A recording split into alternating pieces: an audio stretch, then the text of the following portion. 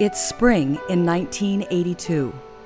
Darkness descends on Yosemite Valley as towering Half Dome basks in the day's final sunlight. A bus filled with passengers eager to witness Yosemite's iconic landmarks rolls toward the valley floor. But sightseeing for these passengers will have to wait for the light of morning. Among those on board is Lee Stetson, an actor from Los Angeles, making his first journey to the national park. He makes his way through the darkness to a campground, and there he settles in for the night. And then magic happens.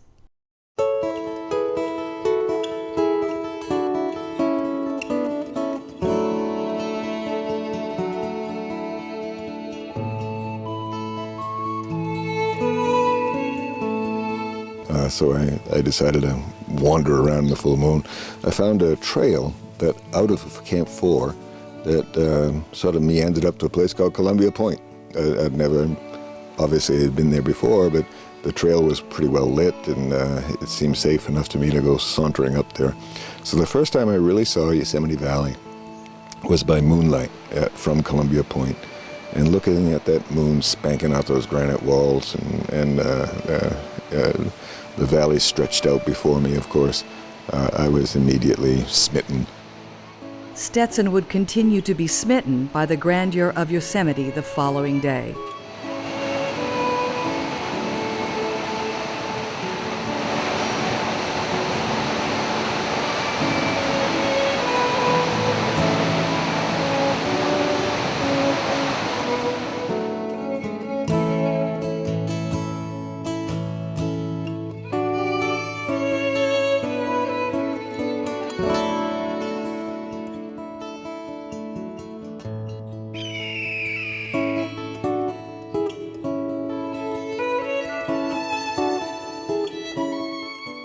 Stetson was lured to Yosemite by the writings of John Muir, whose passionate and eloquent plea for preservation of the environment in the late 1800s resulted in the protection and formation of Yosemite and other national parks. Though Muir died in 1914, his spirit and message would continue to thrive through the artistry of the actor who made his first trip to Yosemite on that full moon night.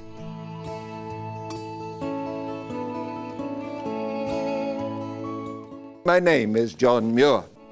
For more than 25 years, Lee Stetson has been the voice of John Muir, not only as an actor, but also as a teacher, as a scholar, and as an activist for the causes Muir would have championed.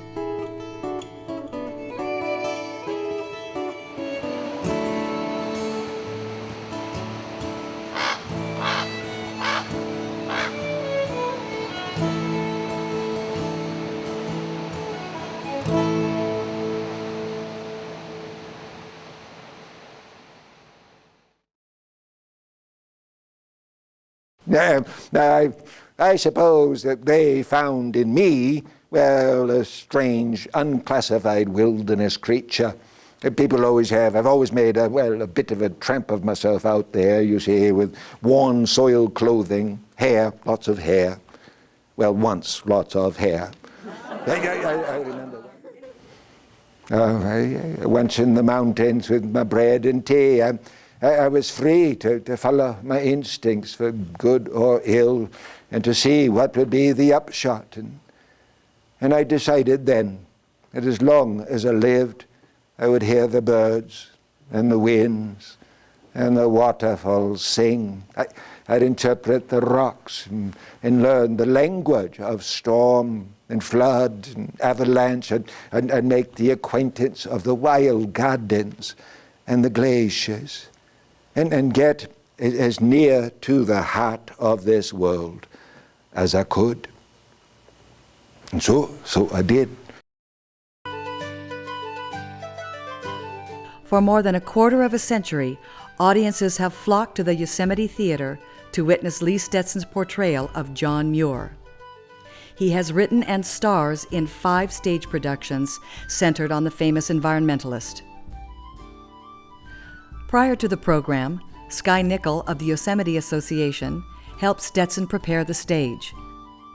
The setting for 2 of his plays is Muir's office, a place Muir called his scribble den. It is located at the Muir home, now a national park site in Martinez, California.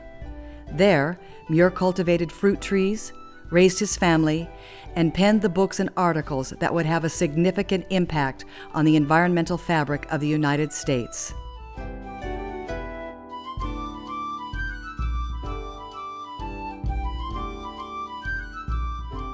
Back in Yosemite, it's showtime, and John Muir is ready to invite you into his home and his heart.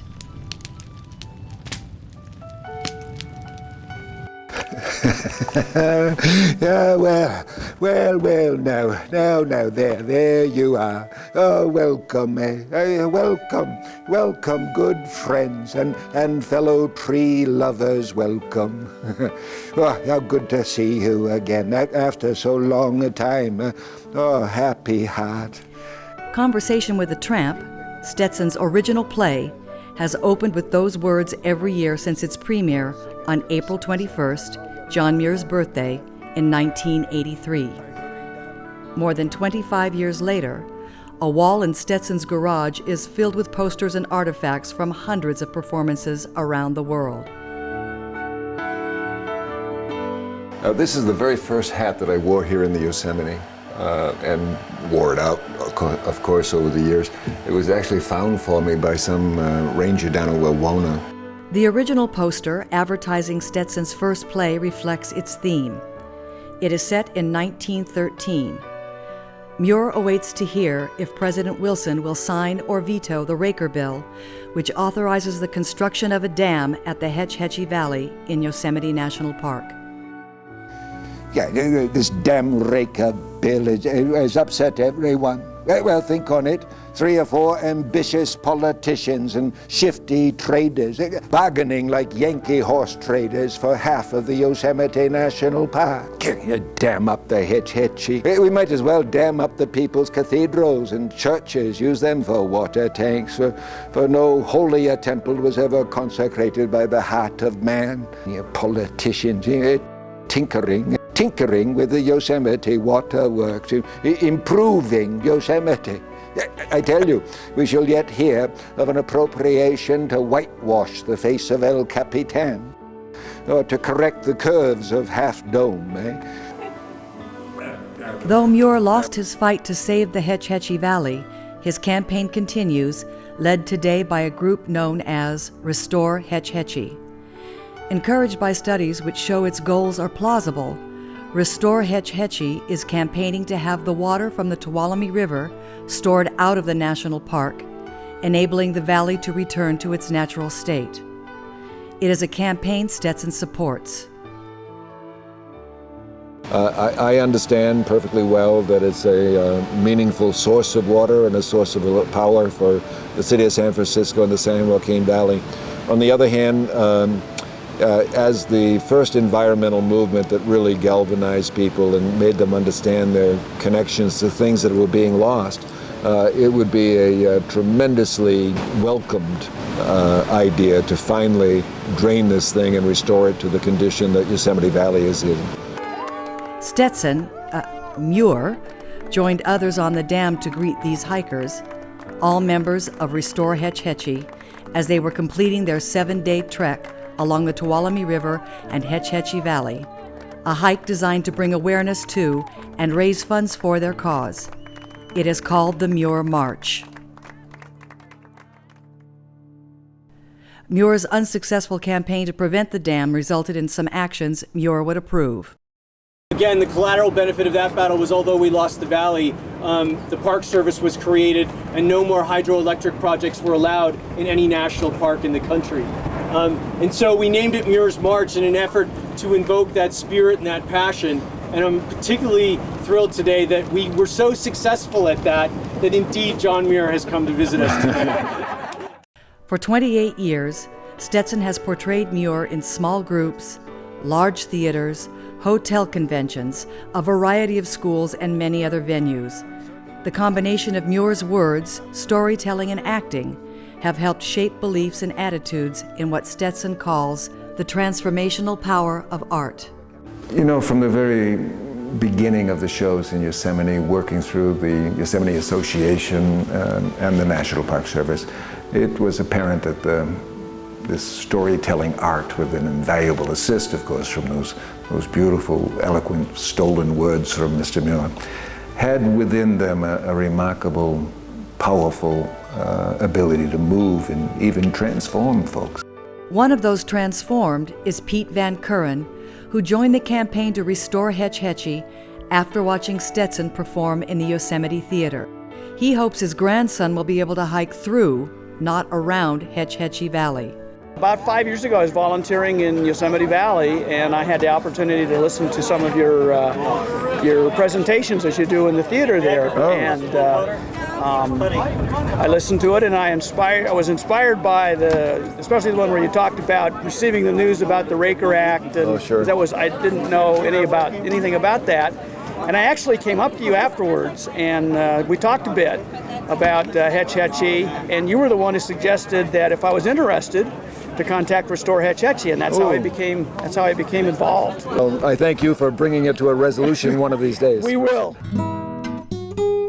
25 years after writing Conversation with a Tramp, Stetson penned his fifth play based on the writings of Muir, titled John Muir is Back, and Boy Is He Ticked Off. It premiered at the Yosemite Theater in the spring of 2008. My name is John Muir. I used to live here in this glorious valley, in these wonderful mountains, and I'm back. And I regret to tell you, I'm really ticked off. Oh, now I know there are many among you here that might think it, well, impossible that I be ticked off or ticked on or be ticking in any way at all. For you have no doubt heard the rumor, that I died. This shirt was brought to me by my mother-in-law, who found it in a thrift store somewhere, and is the inspiration really for my latest show on John Muir, called John Muir is Back, and Boy Is He Ticked Off. Of course, ticked off was chosen as deferring to the National Park's idea of decorum, I suppose. For surely you see Lord Man more clearly than I could have ever done, for his works today are everywhere. Aye, surely we can say that on this good creation earth there is no patch of soil, no breath of air, no drop of water that is not endangered by Lord Man's black magic. It is well past due time to use your little while to purpose. So, get ticked off. I've always had it in the back of my mind that a show that had a sharper edge to it still would be useful to people. And basically the idea of it is to have everybody understand that within the human heart there is a place where we all abuse the planet. Not merely use it, but abuse it.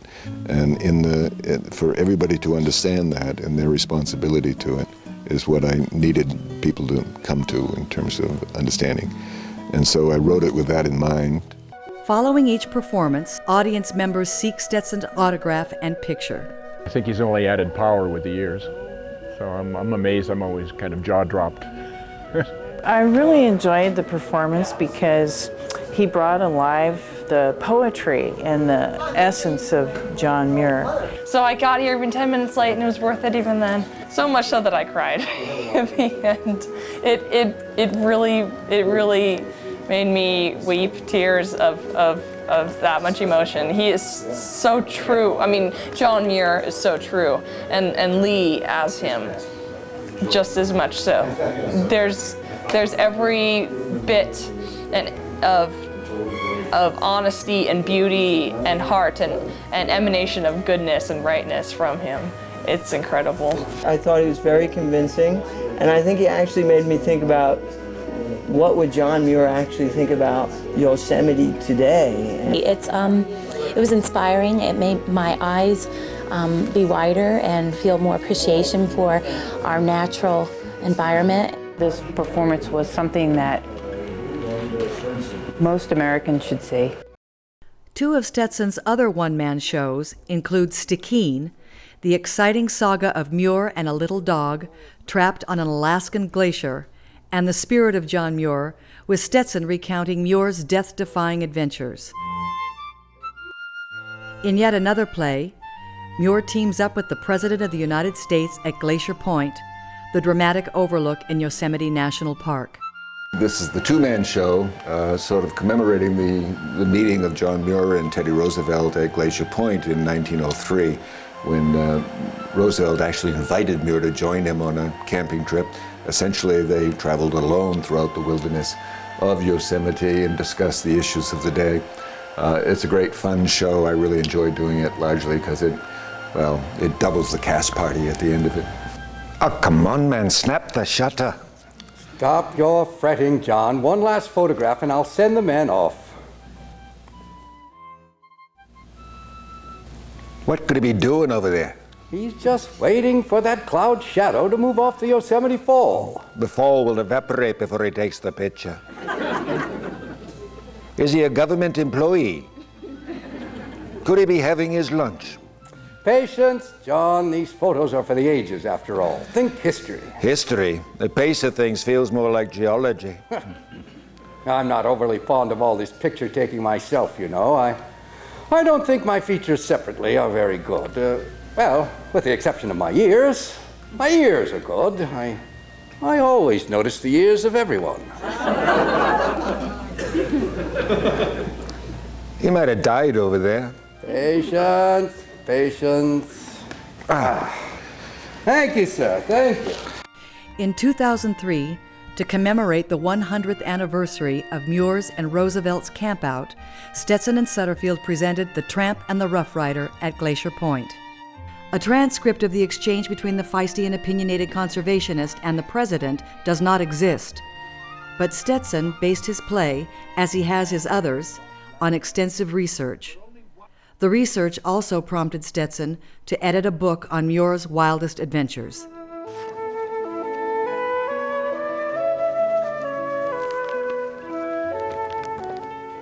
Both his voice and scholarship attracted the attention of filmmakers Ken Burns and Dayton Duncan, who selected Stetson as the voice of John Muir for their PBS series, The National Park's America's Best Idea. Our series has the voices of Sam Waterston and Tom Hanks, Adam Arkin and Campbell Scott, Carolyn McCormick and Amy Madigan and many, many other people.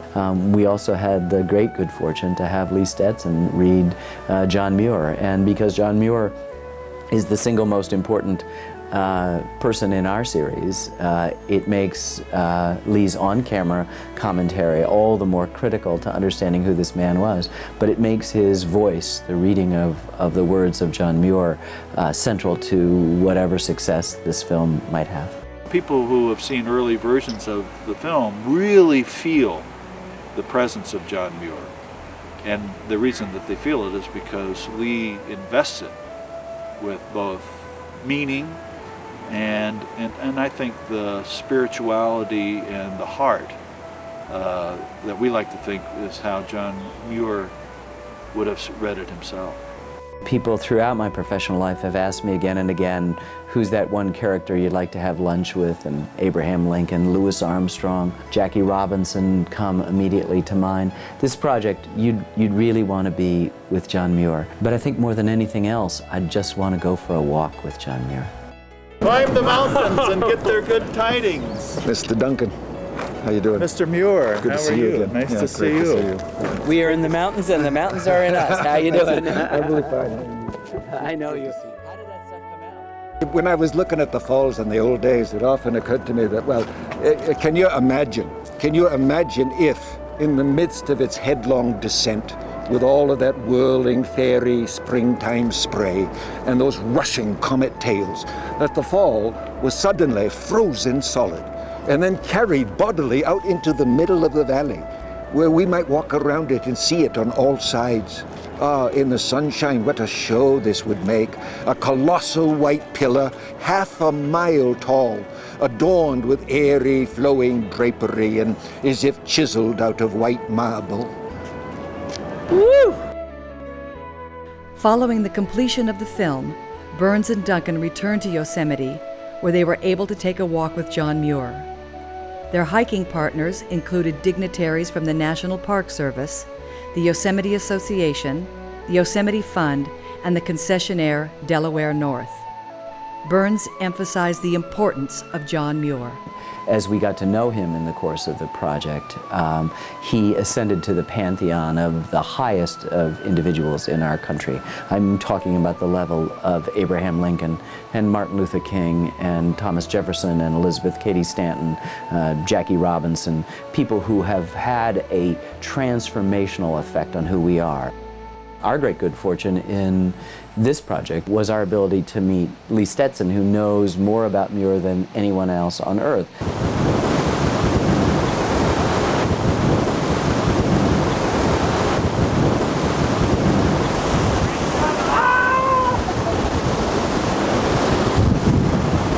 All right.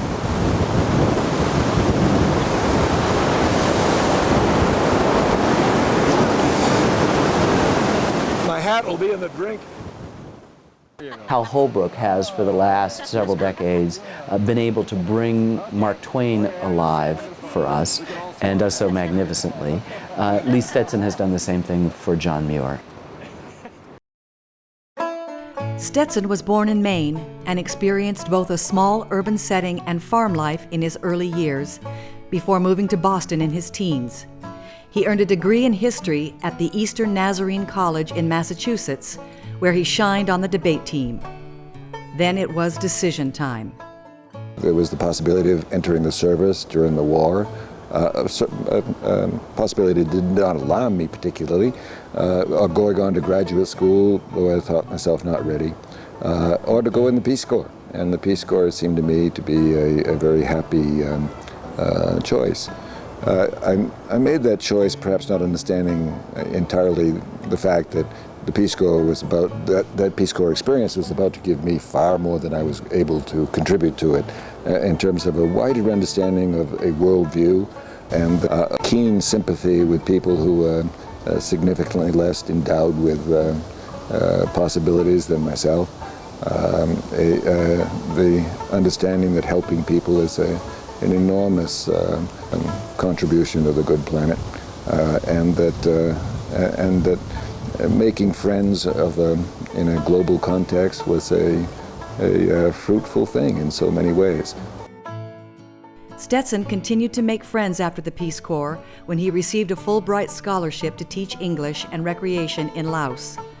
While he was there, a professor who had been one of his Peace Corps trainers convinced him to pursue his master's degree at the University of Hawaii.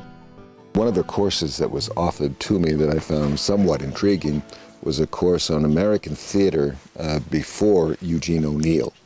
And so I wound up reading a host of early scripts that was part of the study, of course. It was, and I had no idea how these things could have possibly been produced. And my interest in it impelled me to go down to the University Theater and to see if there was a production that I could get into, just so that I could understand the process of taking from the written page and producing something that was actually, it would move people in theater.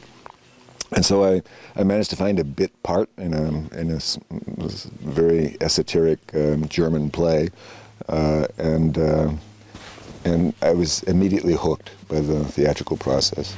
Stetson took on a variety of challenging roles at the university, and then he and like-minded friends founded the Hawaii Performing Arts Company, which continues to produce plays today as the Manoa Valley Theater. Critics raved about his performances.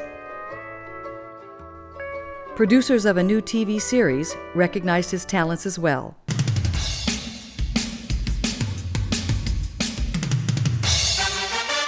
Chris, are you crazy or something? It's gonna blow! Get me out of here! The producers of Hawaii Five-O, Mr. Jack Lord and others, weren't interested in spending a whole lot of money if they could avoid it. So instead of getting actors from the West Coast and from Hollywood, if they could find actors that they thought had a sufficient presence, they would hire them locally. Soon to follow were stints in the Ashland Shakespearean Festival and becoming the artistic director of a theater in Idaho. And then came the lure of Hollywood. I went to Los Angeles because I thought surely fame and fortune must follow me there.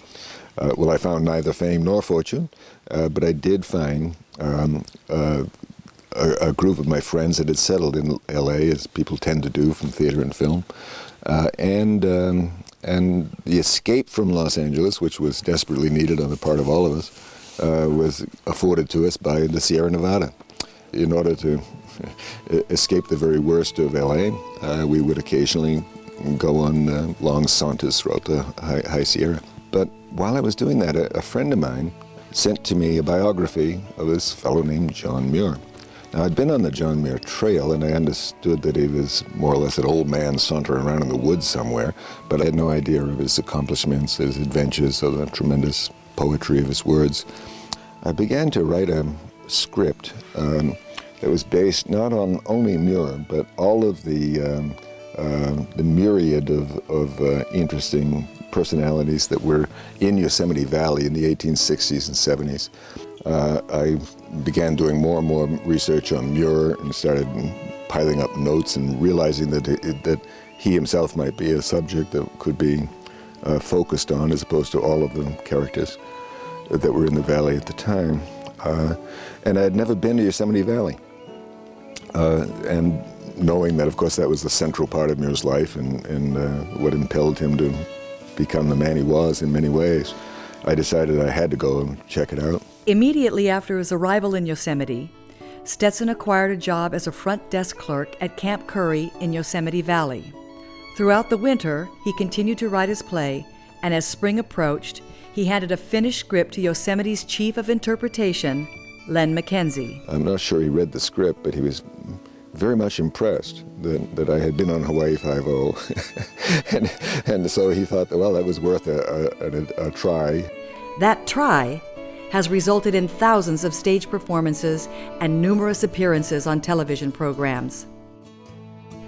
In addition to the productions based on Muir, Stetson has written other plays as well, including one for a friend who portrayed explorer John Wesley Powell for 8 years at the Grand Canyon, and another for his wife Connie, who presented Stories of a Pioneer Woman from 1991 to 2007 in the Yosemite Theater. There's simply nobody that's meant more to me in this lifetime.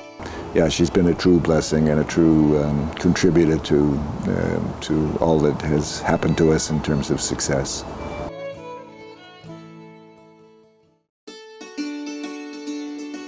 As long as he's been doing the stage shows, Stetson has also guided visitors through what Muir described as a grand hall, its walls covered with fine painting. And so we have a lot of stories to tell, and whatever interests you, I'll throw out things, but whatever interests you, let me know, and I'll try to... He regularly leads school and tour groups through Yosemite Valley, including those from Disney Adventures, and here, a Discovery Tour. The walks are frequently interrupted by Muir's wide-eyed exhilaration.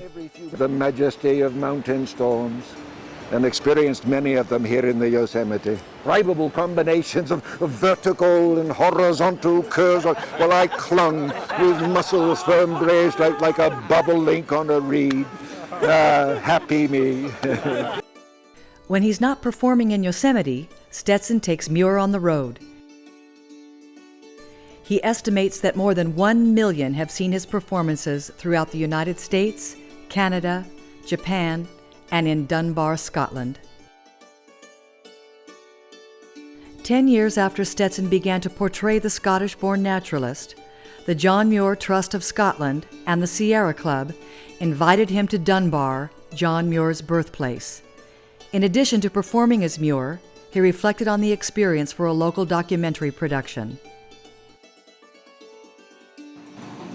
It's very easy to be humble in a dwelling like this, having spent 10 years of my life playing with and marveling at the qualities of John Muir, to see where he studied, where he worked, where his father tormented him.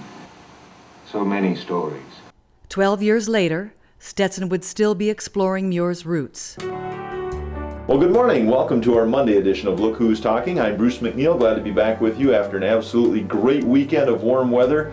Warm for our standards here in northern and southern Wisconsin. Lee Stetson is joining us today to talk about Anticipation in the Wisconsin community of Portage was high in the winter of 2009.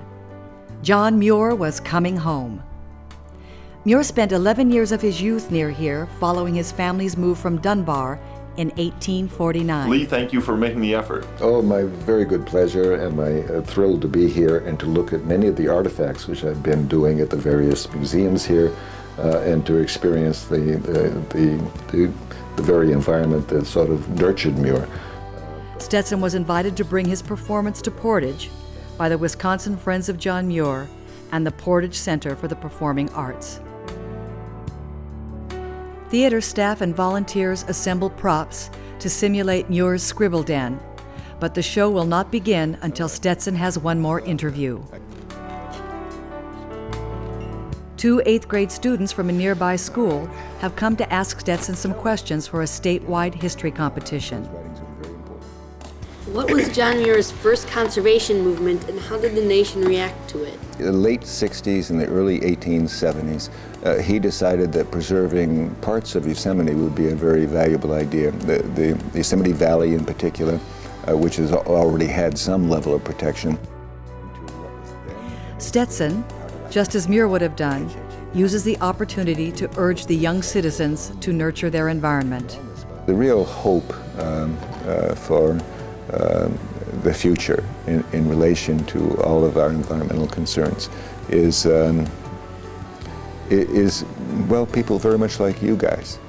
You folk who are interested in this subject matter, who are interested in environmental areas that will lead you to further investigation of what John Muir's life meant, are people who are going to make decisions in the very near future about what to do with the problems that face us. It's showtime. A large audience anxious to hear about Muir's Wisconsin boyhood is gathering for Stetson's performance of Conversation with a Tramp. Please, you just grab yourself a stump anywhere at all. Make yourselves as comfy as you can, and how good to see you. Stetson would not disappoint them. One night, when my brother David and I were solemnly studying our grammar, as usual, well, Father burst in with the most incredibly wonderful news that wild boys ever heard. Barons, he said, you needn't learn your lessons tonight, for you're going to America the morn. We settled in a fine wild region in Wisconsin beside a small glacial lake. The lake is the central attraction at Muir Memorial Park, located adjacent to the first Muir farm. Joel Burback, a nearby resident and member of the Friends of John Muir, has volunteered to be Stetson's guide to Muir's Wisconsin roots.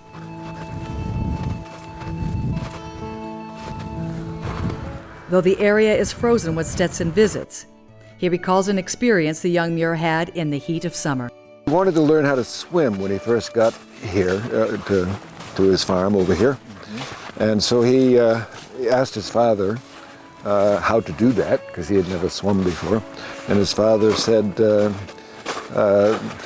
jump in the water, the frogs will instruct you, more or less. And so he did precisely that. In his memoirs, Muir recounted that he nearly drowned by following his father's advice. But most of his recollections were about life on the farm. So I was put to the plough at the age of 12, when my head reached but little above the handles. And I was called upon every morning at 4 o'clock, and seldom got to bed before 9, making a seething, broiling day, 17 hours long, loaded with heavy work, stump digging and tree clearing, rail splitting, house building, harvesting, and all that heavy work stopped my growth and earned for me that honorable title, runt of the family.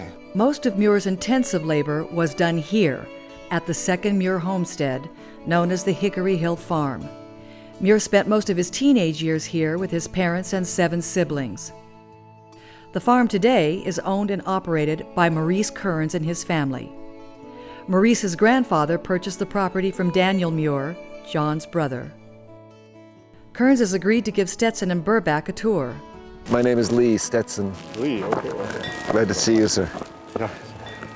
Well, what's up? Hey, I'm Joel Burbach. And Joel. Kearns says the house has been remodeled since the Muirs lived here, though the south side maintains its original floor plan. Stetson wonders if perhaps it was this window from which Muir became inspired as he gazed into the Wisconsin wilderness. It's the land that really sort of informs you about it, how he became interested in the preservation of incredibly beautiful places.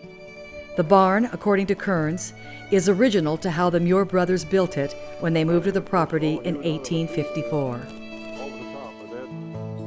Right. See that bolt, there's a couple bolts sticking on it. Well, I can imagine him sweating a good deal to put this thing together. For about hours it must have to chop all in. Yeah.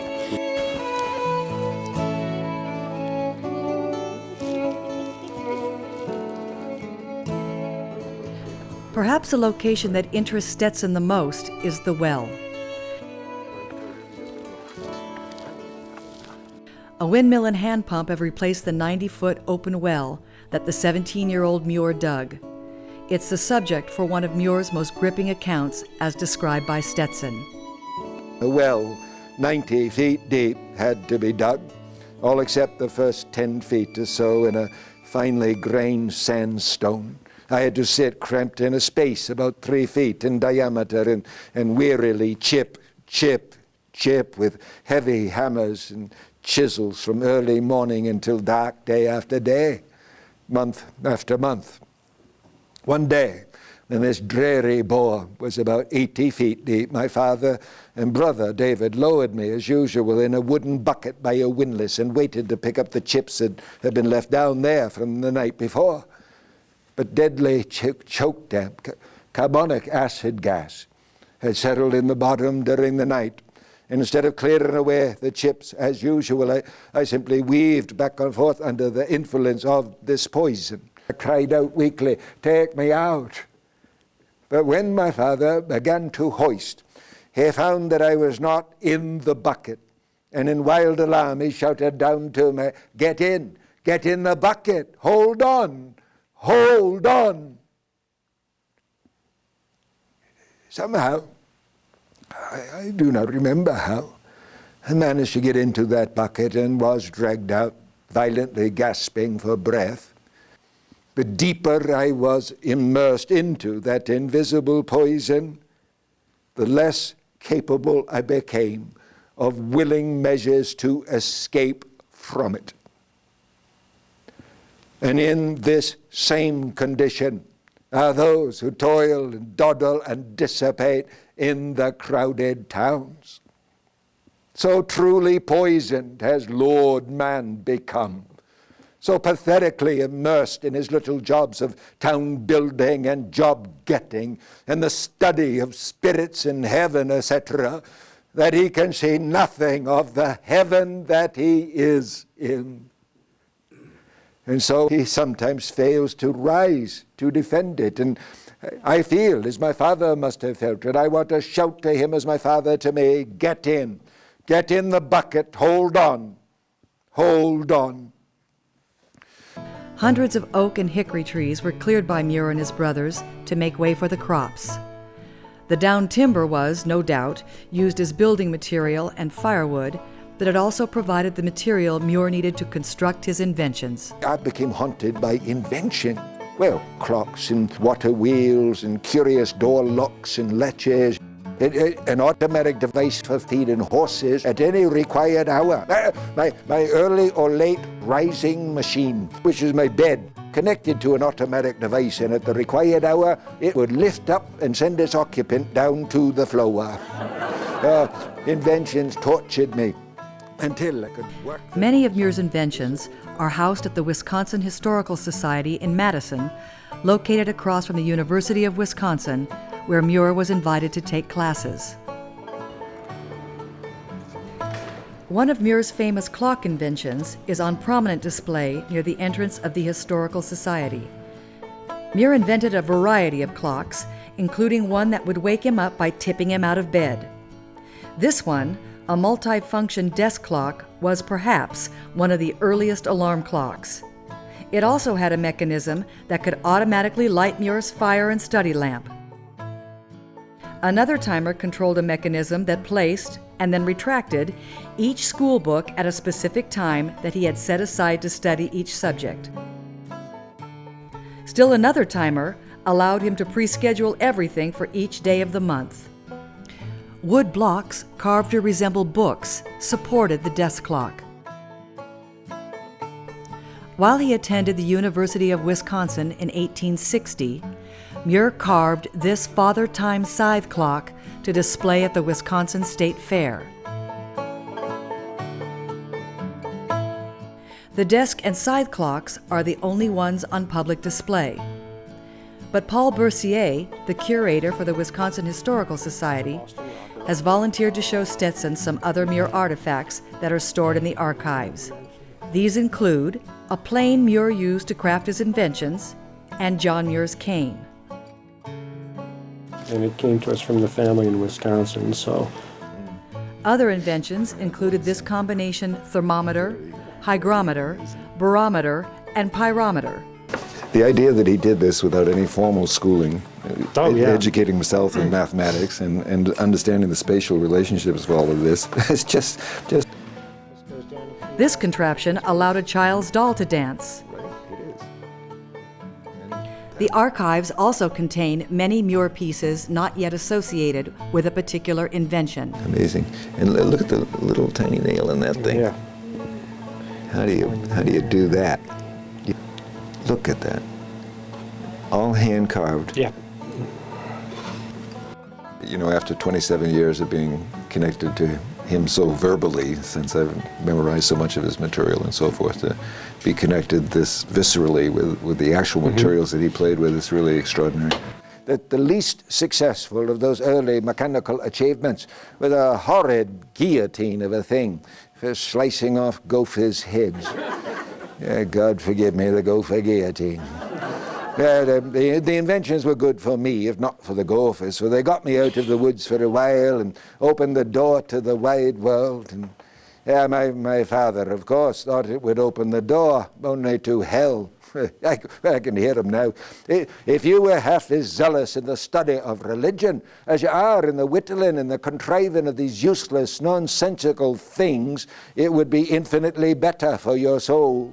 Father made me learn so many Bible verses every day that by the time I was 11 years of age, I had 3/4 of the Old Testament and all of the New by heart. And so flesh. It was all done by whipping.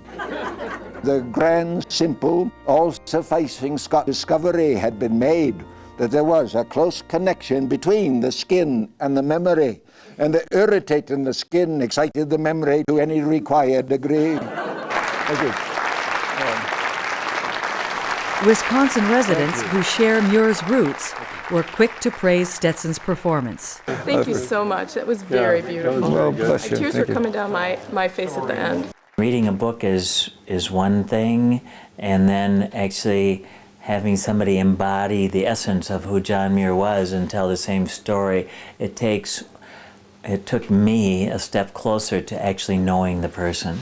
I believed that John Muir was here, even though I knew he wasn't.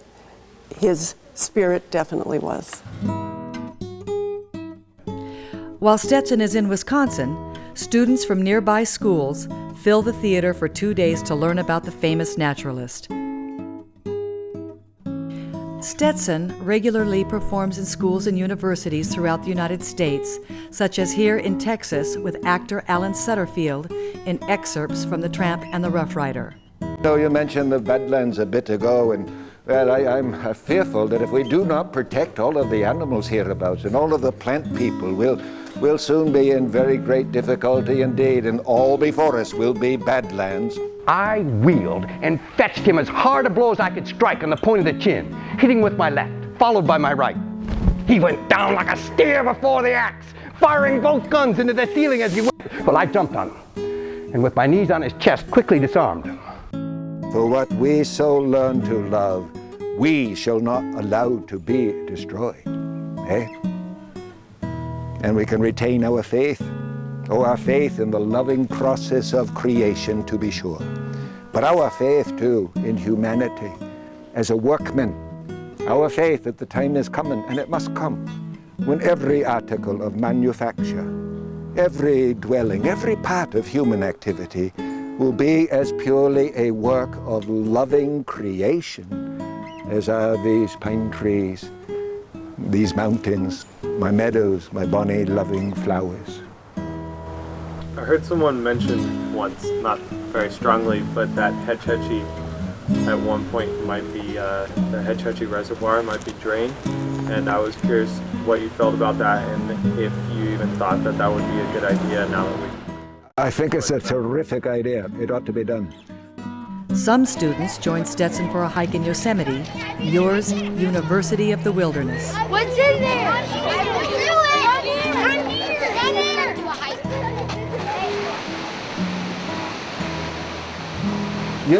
Some of you know that I was responsible, along with some other very good people, for helping to create Yosemite National Park.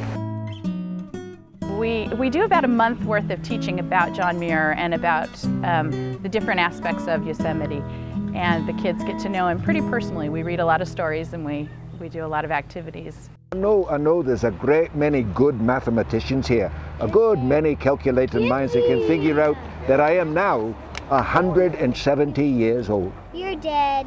No, you're not! Well, now, I do, I'm so grateful to be invited to your fine fire here. Oh, how I do love our campfire. Here, Stetson talks to students enrolled in the Environmental Studies program at De Anza College.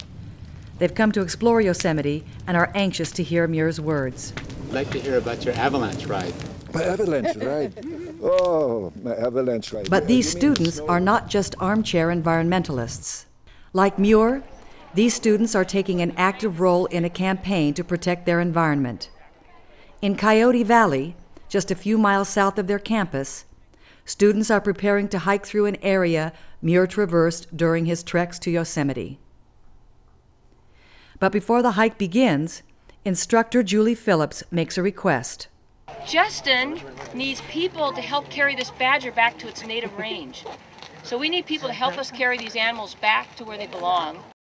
Environmental groups are striving to protect this area from additional development to help preserve its diverse flora and wildlife populations. The Coyote Valley is a very special place. It's a place where two mountain ranges come very close together. You've got the Diablo Range on the east side and Santa Cruz Mountains on the west side, and they come within 2 miles apart.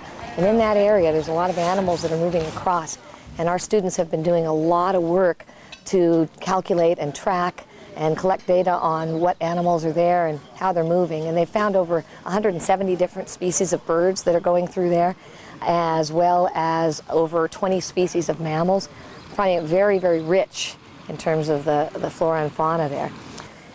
And so we feel that if John Muir was around today, he definitely would have wanted to preserve Coyote Valley. It's one of the last really great wildlife corridors that exist there.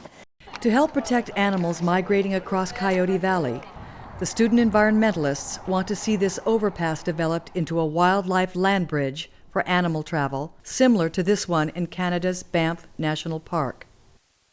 Following the walk, students gather in a roadside park to hear more from Muir. So we thought it was very appropriate to have Lee Stetson there, taking the students back to 1868. I first came to this incredibly beautiful valley in the year 1868 when I was on my way to the Yosemite. But we need wild places, and we need to share wild places with all the other creatures about us in order to live a life that has some spiritual grounding, because we can't live with concrete alone, can we? So it is up to us to find a way to enjoy this planet and then begin to work for it. Use your little while on this planet to some good purpose. This hill, located near Muir's boyhood home, rises just 300 feet above the Wisconsin farm fields.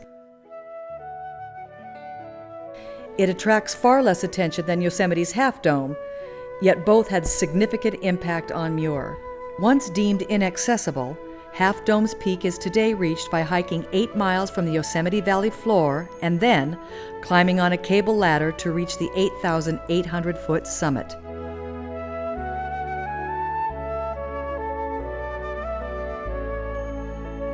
The popular attraction oftentimes finds hikers waiting in a long line with the day's earliest climbers coming down before others have a chance to get up.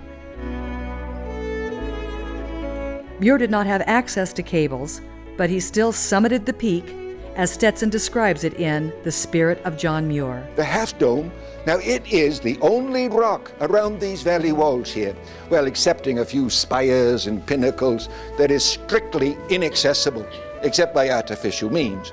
And indeed, in the old days, well, many a mountaineer, we tried to invent a way to the top of that thing, but all in vain until the summer of 1875, when George Anderson, an indomitable Scotsman, resolutely drilled his way to the top of it. Aye, around the back of the Half Dome, up against its sheer granite wall. Well, he simply drilled a hole into that rock wall and then inserted a skinny little eye bolt, and then, by standing on that skinny little bolt while drilling a hole for the next one above and drawing up his rope between each one in succession, well, he accomplished that whole work in just a few days. And in early November of that year, returning from a trip from Mount Shasta, hearing of Anderson's rope, I made haste to the dome, not only for the pleasure of climbing it, but, well, to see what I might learn. I pushed on, and I soon gained the top. And my first view, it was perfectly glorious. A massive cloud, or the luster of pure pearl, was arched across this valley at the lower end, one end resting on El Capitan and the other on those cathedral rocks. Well, while gazing and admiring the sea cloud, I was suddenly startled to see, and for the first and only time, the rarest of our mountain spirits, the specter of the Brocken. It was my shadow, clearly outlined, lying across this cloud-like sea, half a mile long. And I walked back and forth, striking all sorts of attitudes, waving my hat and my arms, arms the size of sequoia trees. And I danced a bit of the Highland fling to watch my monstrous spirit dancing with me on the clouds. For a youngster seeking such exhilarating adventures in Wisconsin, Observatory Hill provided the highest summit for Muir to explore. Excepting Sundays, we boys had only 2 days of the year to ourselves, the 4th of July and the 1st of January. Sundays were less than half our own on account of Bible lessons, Sunday school lessons, and church services. All others were Labor Days, rain or shine, cold or warm. No wonder then that our 2 holidays were precious. They were usually spent on the highest rocky hill in the neighborhood, called the Observatory. Reminiscent of his first trip to Yosemite, a full moon greets Stetson after he retraces Muir's steps to the summit of Observatory Hill. This was his Half Dome in this neighborhood, about as close as he could get. As the sun sets on Observatory Hill, Stetson ponders his future as Muir after a 28-year portrayal of the famous naturalist. It seems not only is the message still needed, but that there's an ample audience out there for continuing it. I'll do it as long as I'm able to walk, I expect, and walk and talk. So in your wanderings through the wilderness, don't be surprised if you conjure up the spirit of John Muir.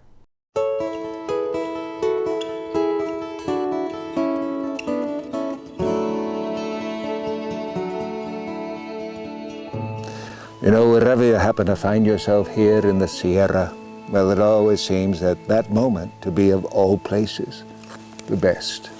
A fine place to forget weariness and wrongs and bad business, and you feel that there can be no happiness in this world or in any other for those who cannot be happy here.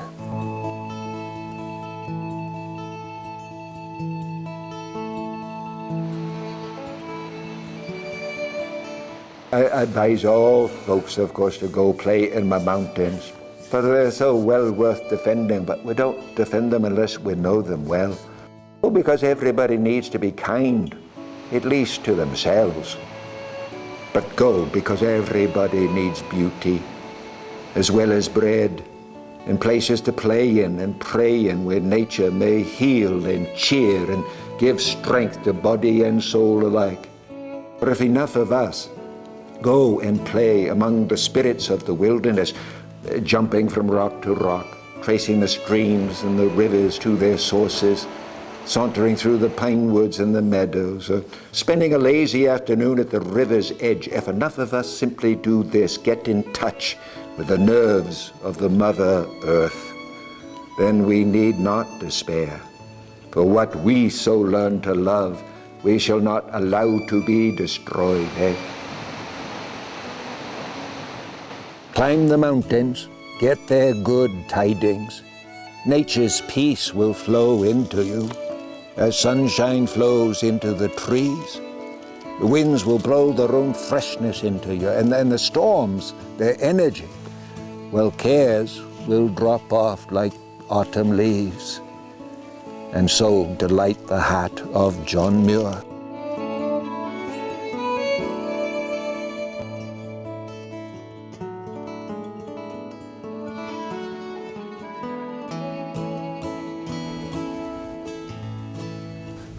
You know, I've often thought that if only one, but one of my Sequoia kings, in all their godlike majesty, could but one go to Washington, D.C., and there plead its own cause, there would never again be any lack of defenders for wildness,